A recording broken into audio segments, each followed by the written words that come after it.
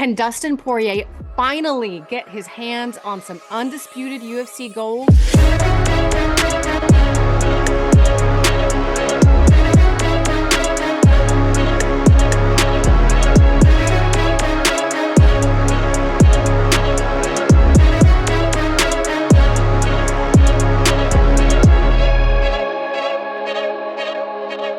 We're going to talk about UFC 302, guys, the main event. Dustin Poirier versus Islam Makhachev for the undisputed lightweight title. Dina, I have so much to say on this, but before I start yapping, I want to get your initial reaction to this matchup. You know, to me, I just feel like it's one of the matchups for Dustin Poirier to win a title. I think this was like, it was written. It's like a part of his destiny for him to win a title. He's been put in this position from some divine intervention. And I feel as though if it's going to happen, it has to happen now. And maybe this is the reason why he's never gotten it before, because it was supposed to happen now. I completely agree with you. And to the point where, like, I got myself so, this is almost embarrassing to admit, but I'm not working the broadcast for this one. I'm on the ESPN desk. So I feel like I'm a little bit removed from it, so I can be a little bit more open about what's actually going on in my head. I got myself so emotionally worked up today over Dustin Poirier. I was crying. I was No, actually you crying. wasn't. Really? What? You was crying? I did. Actually, I was actually crying. I went back, and what I did, I watched, do you remember Fightville? Yeah. I went back and watched Fightville, and just seeing him in 2009, and like this kid who was getting into trouble and was in juvenile, he went to jail. Like, he dropped out of high school. We forget these things about him. And he had that little peanut head too. Yes. And to see Jolie still with, like, the girl he had back then still riding with him today, and the man that he has become. I was like alone in my room doing research, and I'm like, this is embarrassing. I'm crying over this man's career, because it's so beautiful to me, because what you said, like, he's held undisputed gold, but it's not the same thing to him. It's not the same thing. And he's had two chances to have that belt, and they both have gone wrong. And it just, I'm not well, I guess I am cheering for him. I'm not cheering for him in the sense of, like, I want Islam to lose. I don't want Islam to lose. Like, that's not a thing. I think Islam is a tremendous fighter. He is the #1 pound for pound fighter for a reason. I love watching that guy fight. He's hard to break down because he's so perfect. It's just the story. I want this story for Dustin Poirier so bad. Yeah, I mean, when you think about it, they always talk about art imitating life. And this is the perfect scenario where all the movies that were made about fight stories and these fighters imitates this type of story. This is the realistic story of how it should happen. Dustin Poirier's story, like, you couldn't have written it any better. Like you said, dropping out of school, his girl riding with him having that undisputed interim belt, him losing to Khabib, and now him fighting Khabib's quote unquote protege. I mean, this really does seem like a Hollywood story, but this is the true story of how this thing unfolded. And now Saturday night, we get to see the actual fight. The Saturday night is 2 hours and 15 minutes into this movie that we get to see the actual fight, and we don't know what happens. But on paper, Dean, this is a nightmare matchup for him. Like, if we weren't, which makes the story that much more compelling. Because he's not supposed to win. He's not. Like, he's not supposed to win. Categorically, this is a nightmare matchup for anyone. Islam's a nightmare matchup for anyone, but especially for Dustin Poirier, who, has struggled with really high-level grapplers, has struggled with giving up his back. It just feels written. Like you said, it feels written. But let's talk about, well, before we do that, let me read some some stats to set the stage here. So the tail of the tape for these two guys, Islam Makhachev, of course, 25-1 overall. Dustin Poirier 30-8 and 1 no contest. They're pretty close in height, just an inch apart. Poirier just an inch shorter. Dustin has 2 inches in terms of his reach. The other thing of note potentially is the age. Dustin Poirier 35, Islam 32. Technically, although we don't want to talk about it, technically Dustin does fall under that umbrella curse. Woo. But I don't like that as part of the story either. So we're just not going to talk about that part. The Southpaw thing, though, I do think is a very interesting thing. And, you know, whenever you're analyzing a dominant fighter like Islam, like a Volkanovski, there's a couple guys involved in that category where it becomes really hard to paint a path to victory for the other person because they're just so good everywhere. There are little things that you can pick out as possibilities. And I like this being Southpaw versus Southpaw because Dustin historically does really well against Southpaw strikers. And part of the reason why he does well against Southpaw strikers, because if you're an orthodox fighter fighting a Southpaw, they always say the best weapon is the right hand straight down the middle. Now, as a Southpaw, understand Dustin is a right-handed Southpaw. Mm-hmm. So his right hook is actually the story behind why he should do well against Islam, because he should be able to use that right hand in different ways because his right hand's pretty educated. Now, you know, we've seen a lot of his knockouts come from that right hand, that right hook. And if he's able to get that off, and again, part of the story is Adriano Martins actually caught Islam with the right hook. Yep. They knocked him out in his only loss. So I think you also got to incorporate that into the story. So I think it's interesting if Dustin can get his right hand going and be kind of patient with that and then find his shot. You know, in terms of finding the shot, there aren't many guys in the UFC that are as accurate and as able to find the perfect shot like Dustin is. Dustin has a way of putting that right hook on your face. If he can do that to Islam, he can win this fight. What does he need to do to get that right hand flowing, right?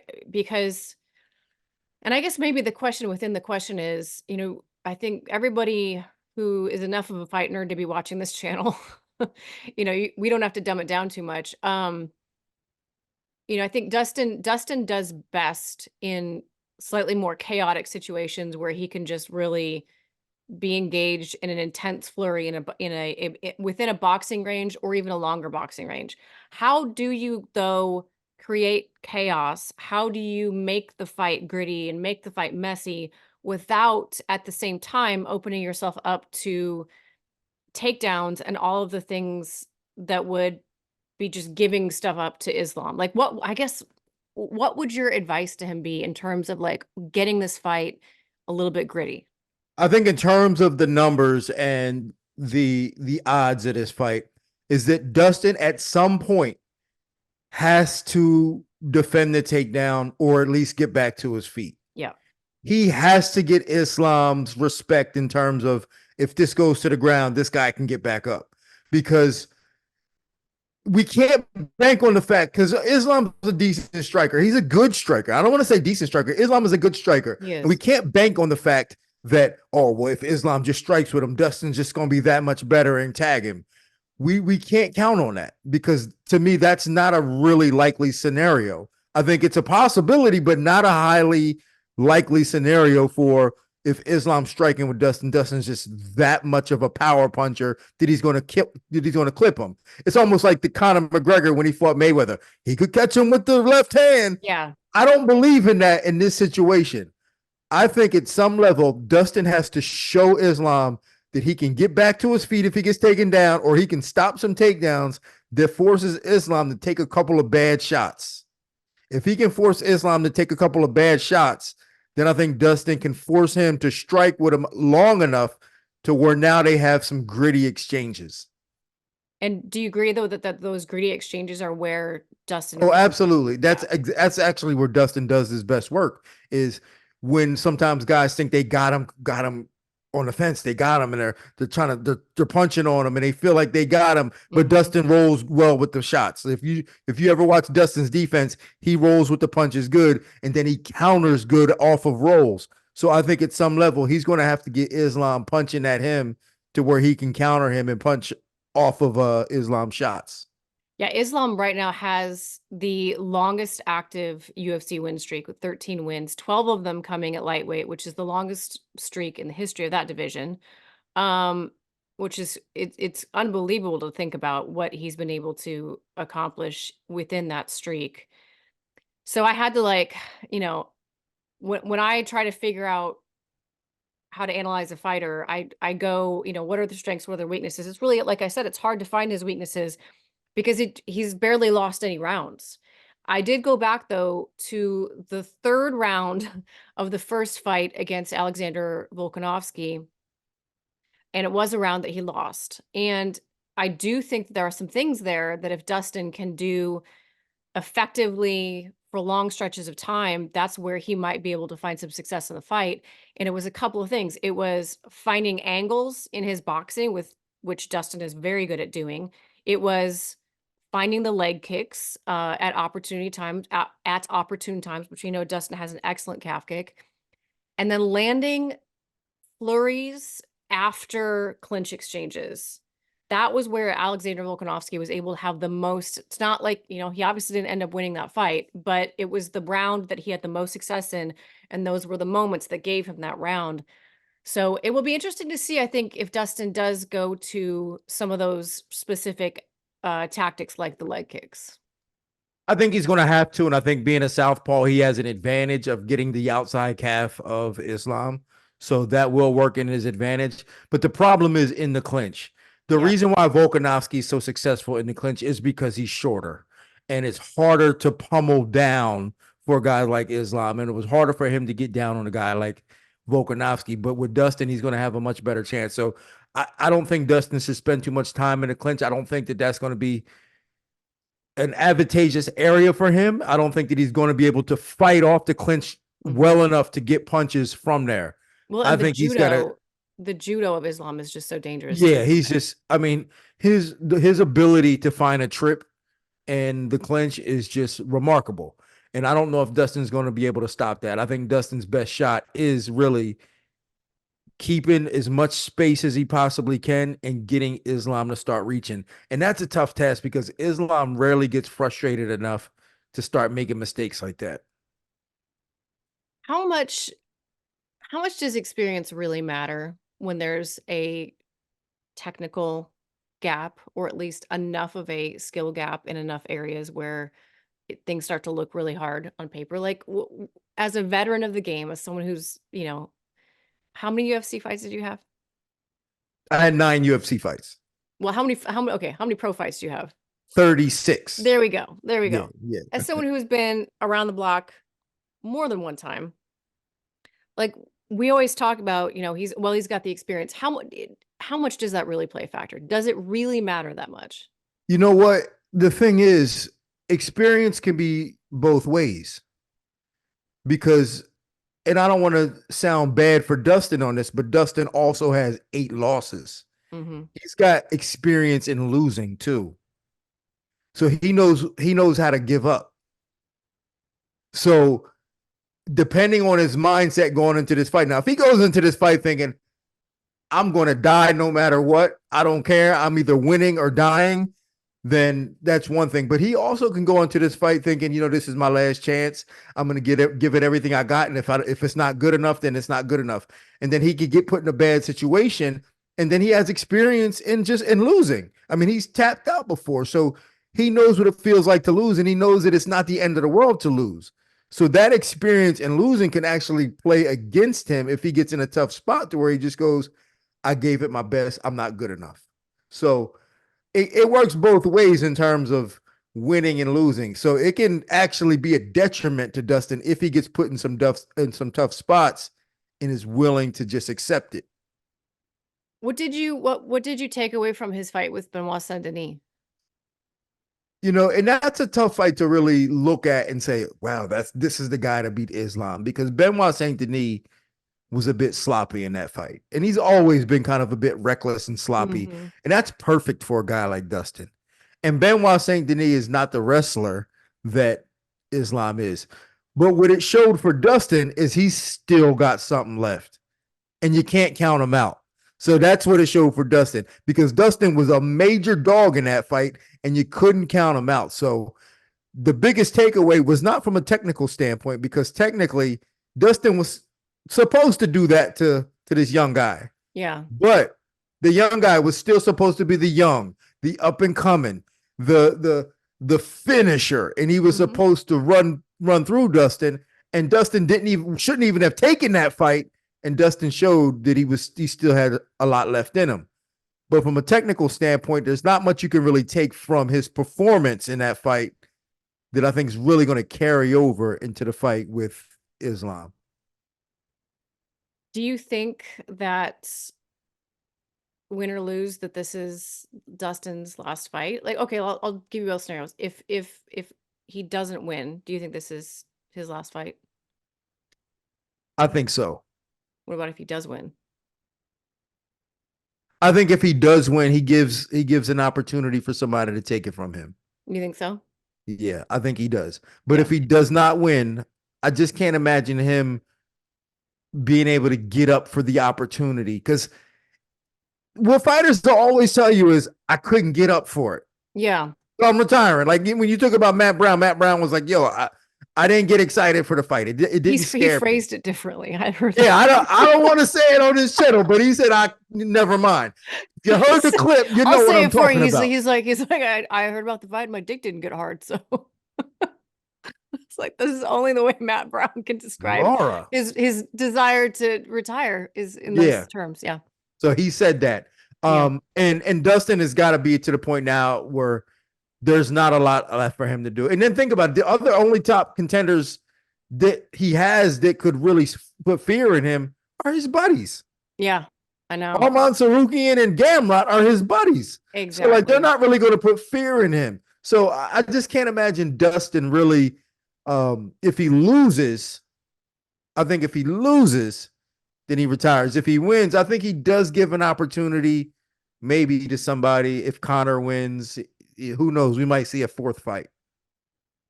Can you imagine? I mean, he would put himself in a perfect position for that, and that's I feel like that's the type of fight that Conor would want. And I feel like that's the sequel to this brilliant Cinderella story movie that Dustin has. Like he could win this title, and then the sequel is the fourth fight against Conor. I mean, it's just it's perfect Hollywood scripting here. It really is. It really is. Okay, so how do you see this fight going realistically? Okay, you're cornering Islam. What's your advice to Islam?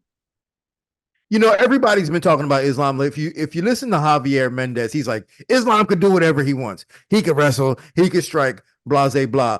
And he still has to be careful because Dustin is a sharp shooter. He's very accurate. He boxes well. He moves well. But he also tends to make mistakes in terms of critical mistakes that'll cost him a fight. Mm-hmm. If you look at like Dustin's losses, with the exception of him getting choked out by Habib, or when he lost to Charles Oliveira, like they got control of him and he just kind of gave up, right? They took his back and he was like, all right, y'all got me, I quit. Again, that's experience in quitting. He will do that. But other than that, when he gets knocked out, it's like a sudden thing that happens to him. It's like he makes a mistake, one mistake, bang, he's out. And that goes all the way back to Michael Johnson, maybe even before that. I mean, you know, he's had fights where he just got clipped once and then that was it. So if I'm Javier Mendez or I'm in the corner of Islam, I'm saying, listen, fight smart. He's going to make a mistake. He'll do something silly, or he won't react to something. Yeah. And you'll be able to clip him. Which is already what Islam does. I mean, I think part of what makes him so dangerous is that he doesn't fight with an ego. You know what I mean? Like he's very willing to fight a safe, collected fight until he finds his moment to either get his grappling going or, set up a head kick or something like that. But he's very willing, and I wouldn't call it a boring style, but he's willing. He doesn't have to go out there and put on a show for everybody, right? He will make the intelligent decisions. He's very disciplined with the way that he goes out there and approaches a fight. And again, on paper, that's something that's going to be not in the favor of Dustin Poirier, because he wants to get Islam into a little bit of a brawl. He wants to get him to open up a little bit. And that's hard to do on Islam. I know it's almost impossible. Like when you think about it, like he comes from an entire camp of disciplined fighters that pride themselves in their discipline. These guys don't do anything. They got no vices and they stick to the plan. And we're talk about experience. Like Islam's experience in doing, combat sambo goes way back to where he was like the champ from as a teenager. So this guy's got a tremendous amount of experience. And he is such a great competitor. Not only is he a good fighter, but he's a great competitor. And he has to compete with Dustin. He has to make sure that this fight turns into a competition. Because if it's a competition, Islam's the way better competitor. By far. He's the best, probably the best pure competitor in the sport. If he allows it to be a fight, which I just can't see happening, then he could have problems. Yeah. I just don't see that. I just don't see Islam falling for any tricks, because Dustin's not talking bad about him, and Dustin is just like, all right, you know what, this is my opportunity to fight. And Islam, only thing Islam has to do is, or he has to be careful of, is not trying not trying to be Khabib, right? He doesn't want to be in that shadow of Khabib. So in his eyes, he might want to do something maybe uncharacteristic to get him out of the shadow of Khabib. And maybe in that case, you know what, I don't want people comparing me to Khabib no more. So maybe I'm going to brawl and win it, He does kind of keep saying, like, I've got something special, right? If you're the guy that submitted Charles Oliveira and you're the guy that head kicked, knocked out Alexander Volkanovski. What else is there? I'm just saying, like, I don't think that he's disrespecting Dustin, but there's a level of confidence. If you watch his interviews, there's a level of confidence that he exudes that is, it's a fascinating mixture of like humility and cockiness at the exact same time. I watched the interview that he did with DC and Chael, where he talked about Dustin's guillotine, and he was like, yeah, I have a lot of respect for Dustin's guillotine. And he just kind of smiled. And you could tell that he was in his like very condescending smile. Yeah. I think one of the things that Dustin has to worry about too is the feints of the takedown. Yes, yeah. And that's really going to open up. I mean, that's really going to open up the striking of Islam, is the fact that he can feint that takedown. And to be honest with you, Islam, he might be a better pure athlete than Dustin. And that also could be a problem for Dustin too. Well, he certainly never gets tired. I mean, it's really hard to draw any sort of game plan against this guy. He's got unearthly cardio, unearthly grappling, phenomenal jiu-jitsu, better jiu-jitsu than Khabib ever had, way better striking than Khabib ever had. He's good offensively, defensively. Like it's pretty much the perfect. He's the prototype of the perfect fighter. And there's no doubt about that. I mean, he's got the size for it. Like he's got length. Yeah. Like he's kind of tall. He kicks well. I mean, he doesn't fight emotionally. I mean, this is really an uphill battle. And if it wasn't for the fact that I'm believing in some sort of paranormal intervention here to assume that Dustin's going to win, like Dustin should not win this fight. Yeah. Let's talk about, okay, it's Sunday, and in whatever parallel universe we're living in, Dustin Poirier is the new lightweight champion, okay? Which means that he has beaten Max Holloway twice. He has beaten Conor McGregor twice. He has beaten Eddie Alvarez. He has beaten Justin Gaethje. He has beaten Michael Chandler. He's beaten Anthony Pettis. He's beaten Dan Hooker. He's beaten Benoit Saint-Denis. He's beaten Bob Green. Is he, if he beats Islam Makhachev, is he on the top 5 all-time greats at lightweight? Yeah. Yeah, for sure. Because he's kind of knocking on that door now. He just needs this in Yeah. order to prove it. And there's the case to be made that even though he lost to Habib, if he beats Islam, how do you not put him above Habib? Mm. I mean, even though he lost to him, how do you not put his career wins, Yes. Because that's over the Habib? only knock that you can still kind of make against Khabib is when you really dig into how long he swam in circles in those shark-infested waters of the top 5 was not nearly as long as Dustin has been doing it. No, and I mean, if you look at his wins, like, all right, you got Gaethje, you got Dustin, and then besides that, Yeah, who do you got? Connor. And Connor. Yeah. But besides that, I mean, it's not. He doesn't have a lot of Hall of Famers. Mm-hmm. A lot of. He don't have. I mean, and that's again, like I'm speaking relatively because, like, I mean, 3 of the guys are Hall of Famers: Dustin, Connor, and Gaethje are Hall of Famers. But relatively speaking, in terms of what Dustin has done, like just like Dustin's resume is Yeah. way better in terms of the wins. We've watched him operate in that top 5 of the hardest division of the hardest sport in the world for so long that you have to respect this guy. There are so few people that I think garner ubiquitous support like Dustin. I think Max and Dustin, those are honestly the only 2 I can think of that, like, I don't know anyone that doesn't like Dustin Poirier or doesn't like Max Holloway.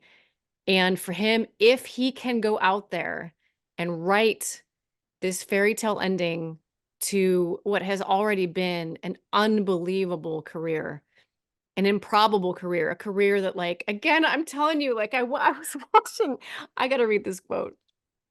Oh Um, no, no, you trying to make me cry? I'm watching Fightville, okay? And it's a shot of his mom. And of course, you gotta understand, like, this is footage of him fighting in some barn, basically. And he's with his tap out shorts on, like, it's so clearly 2009. And his mom says, he's finally found what he's been looking for. He has been waiting his whole life to climb up something and put his hands in the air. And I was just like, oh, that was when I started crying. Oh, I was like, this is too much. I shouldn't have watched it. I shouldn't have watched it today. I shouldn't have watched it are you today. I about to don't cry know. right now? Are you crying right now as I well? little bit stop. I can't. I I don't know. I just watching someone do this for so long and all the ups and all the downs. It's not like I even know him that well. I know him a little bit, but not well. It's just awesome to see, and what a cool ending. But even if he doesn't get that win and he doesn't get that belt and maybe he retires, like you said earlier, it's still a Hall of Fame career. He has still won at life. He has a beautiful family. He's got an amazing wife. Look what he has done for himself compared to what life was trying to write for him when he was coming up in, Lafayette, Louisiana, get in trouble and having to go to a boot camp and, like, going to juvenile detention and juvenile jail. Like, this was not written for this kid. And you watch that movie and the promoter, I need to go back and see that part again, but the promoter's like, yeah, we got this kid Dustin. He's got he's got promise, but we'll see. We'll see, like, basically he's not writing him off, but it's kind of like, he's pretty good, but can he go to the big show? We'll find out, and it's like, let him know. You know what? Like it turned out well, and I don't know who this promoter was, but I want to kind of give him a little bit of credit and just say, you know what? As a guy who's been in the fight game for a really long time, more often than not, stories like Dustin don't happen. That's what makes it so amazing. I Right. know. Stories like Dustin's don't happen. When you think about the amount of talented people that have come and gone, like the fact that Dustin has been able to stick this out Yeah. and have the career that he's had, that's part of the reason why we love him, is that resiliency Mhm. and that relatability. In fact, like he has a relatability not that we have, but the type of resiliency that we want, Yes. because we don't have it. We want it. So we look at Dustin and vicariously live through him because he's been able to come back in times when most people would have quit. Mm-hmm. He's been able to fight through getting knocked out and losses, and been able to go through these wars, the Dan Hooker war. Like you forget Mm-hmm. about that fight, and just have these wars that most people wouldn't go through, but we can live vicariously and be like, man, I wish I had his courage. I Yeah, wish I had his grit. I wish I could, but we don't have it. But Dustin does, and we love him for it. we do. And he's been so open about it the whole time too. I think that's part of it too, is like his whole UFC journey. He's always been a guy that's been willing to be honest about, where he is. And I love the honesty that we're seeing in the lead up to this fight. And it just makes it all the more exciting. I cannot wait for Saturday. I'm I can't probably gonna wait for cry again. Sunday, because Sunday then we can, talk about how I told you, I told you. Yes. Well, Dean, I appreciate your time as always. Guys, thank you so much for clicking in. If you can take a second to subscribe, to like, it helps us very, very much. We've got other videos coming up, the co-main event for UFC 302, as well as a bunch of other stuff on this channel. We will see you there.